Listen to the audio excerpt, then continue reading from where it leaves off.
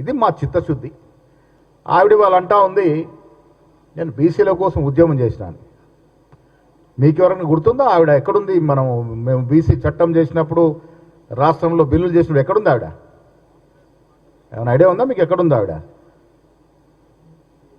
Liquor రాణి గారు జైల్లో ఊకలు లెక్క పెడతా కూర్చుంది. మేము కాంగ్రెస్ పార్టీ బీసీల కోసం వాగ్దానం చేసిన రోజున, మేము కాంగ్రెస్ పార్టీ బీసీల కోసం డ్రాఫ్ట్లు చేసి రిజల్యూషన్ చేసిన రోజున ఇక్కడ ఉద్యమం చేసి, ఎక్కడ ఉద్యమం చేసింది? జైల్లో చేసిందా? బీసీల కోసం తప్పించి ఉద్యమం చేసింది ఏ జైల్లో చేసిందో నాకు అర్థం అవ్వట్లేదు. ఎక్కడ చేసావమ్మా నువ్వు ఉద్యమం?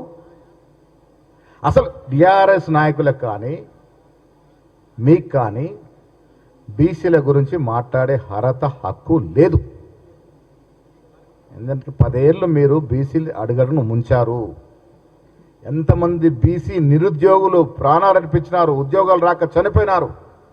ఆ పాపం, ఆ ఉసురు తెలిగే కదా మీరు అధికారం నుంచి దిగిపోయినారు. ఎన్ని ఉద్యోగాలు ఇచ్చారు మీరు? ఇదే నిరుద్యోగులు అడ్డం పెట్టుకొని ఉద్యోగం చేసి ఇలా నిరుద్యోగులు ప్రాణాలు అర్పించి వారి కుటుంబాలు రోడ్డున పడితే 10 ఏళ్ళు అధికారంలో ఉండి 50,000 ఉద్యోగాలు ఇలాంటి పరిస్థితి మీకు. మీరు ఉద్యోగాలు ఇస్తే ఎంతమంది బీసీలకి న్యాయం జరిగేది? అది ఇవ్వరు. ఇలా మేము చట్టం చేసి పార్లమెంటుకి పంపినాము, కేంద్రానికి పంపినాము.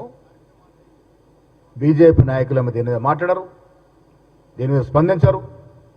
కవిత గారేమో కొత్త అవతారం ఎత్తుకొని ఆవిడేదో బీసీల కోసం చేసినట్టుగా ఉద్యమాలు చేసిందట. ఎక్కడ చేసిందో నాకు అర్థమవుతలేదు. అంటే ఒక మహిళ ఉండి మొత్తం రాష్ట్రంలో 2014 నుంచి 2018 వరకు క్యాబినెట్లో ఒక మహిళ లేకుంటే ఆనాడు మాట్లాడే చాతకాని నువ్వు ఒక సాటి మహిళల గురించి ఎప్పుడైనా గలమెత్తినవా? ఇవాళ బీసీల గురించి, మహిళల గురించి ఆమె కొత్త ఆవిడ దుకాణం జాగృతి నడుపుకోవడానికి కోసం ఏదో బీసీల గురించి మాట్లాడదంటే నమ్మే పరిస్థితి రాష్ట్రంలో బీసీలు లేరు. టీఆర్ఎస్ నాయకులు ఏది చెప్పినా, ఇవాళ హరీష్ రావు గారు బాగా మాట్లాడుతారు బనకచెర్ల గురించి. ఎస్, ముఖ్యమంత్రి గారు ఛాలెంజ్ చేసినారు, సిద్ధం కండి, అసెంబ్లీలో చర్చ పెట్టుకుందాం. లెక్కలతో సహా కాగితాల మీద ప్రూఫ్తో సహా మా ముఖ్యమంత్రి చూపిస్తారు.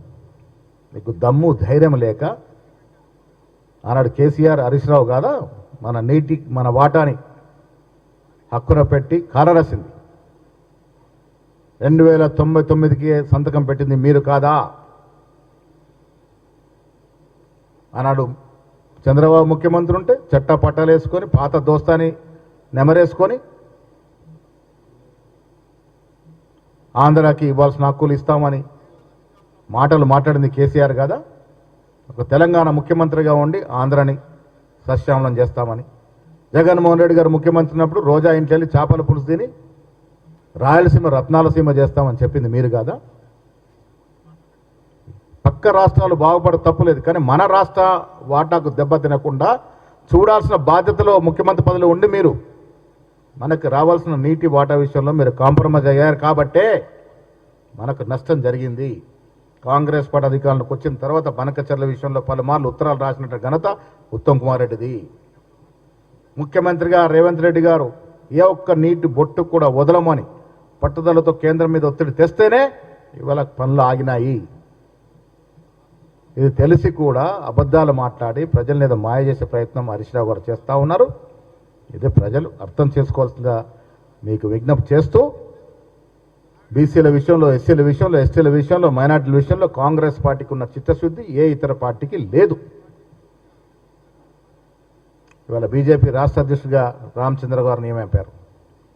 ఎంతమంది బీసీలను ఊరడించినారు మీరు? సమర్థవంతమైన బీసీ నాయకులు లేరా? ఇంత పెద్ద రాష్ట్రంలో 56% బీసీలు ఉన్నారని నిరూపైనటువంటి ఈ రాష్ట్రంలో మీరు ఒక బీసీని అధ్యక్ష పదవి చేయలేనటువంటి మీ నాయకత్వం ముఖ్యమంత్రుల గురించి మాట్లాడుతూ ఉన్నారు. ఎవరు నమ్మే పరిస్థితులు లేరు. జనం రేపేం చేస్తారో చెప్తే నమ్మరు. ఇవాళ చేసి చూపించినోడే మునగాడు.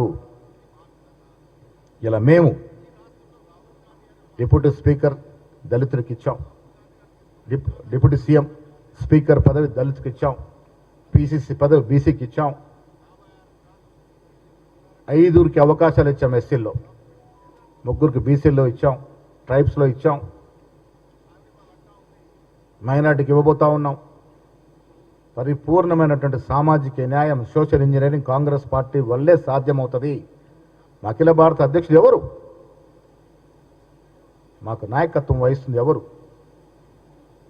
ఇవన్నీ కూడా సజావుగా సమన్వయం చేసే పార్టీ కాంగ్రెస్ పార్టీ. ఆ సమన్వయంలో భాగంగానే రేపు లాల్బాగ్ స్టేడియంలో తలపెట్టిన దాదాపు 40-45 వేల డెలిగేట్స్ మీటింగ్లో మా అధినాయకుడు ప్రసంగిస్తారు. ఈ దేశంలో కాంగ్రెస్ పార్టీ సమన్వయం ఎలా చేస్తుందో, ఏ రకంగా మేము ముందుకు తీసుకెళ్తా ఉన్నామో రేపు సమావేశంలో అన్ని విషయాలుగా మాట్లాడుకుంటాం. Thank you.